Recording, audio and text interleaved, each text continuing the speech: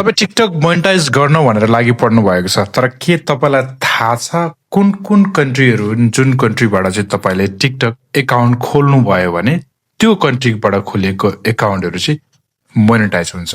के त्यसमा नेपाल पर्छ कि पर्दैन? आजको यो भिडियोमा म तपाईँलाई जानकारी दिनेछु। तर त्योभन्दा अगाडि हामी लागि परेको छौँ 10,000 फलोवर्स र 1 लाख भ्युज भयो भने हाम्रो टिकटक मोनेटाइज हुन्छ। यो सरासर गलत हो।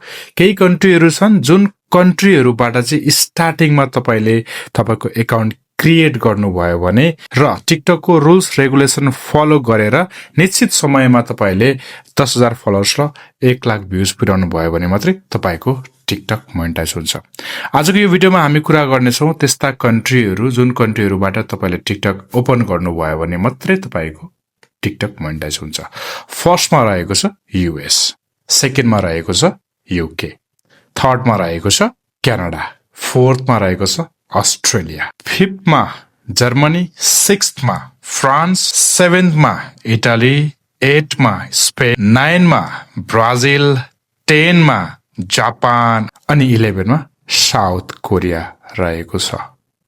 यदि तपाईँ यो कन्ट्रीमा हुनुहुन्छ र तपाईँले टिकटक एकाउन्ट मोनेटाइज गर्न चाहनुहुन्छ भने इजिली हुन्छ। तर तपाईँ यो कन्ट्रीदेखि बाहेक रहेर पनि तपाईँले आफ्नो टिकटक मोनेटाइज गर्न सक्नुहुन्छ।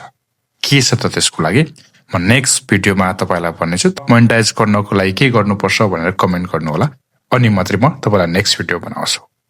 Thank you.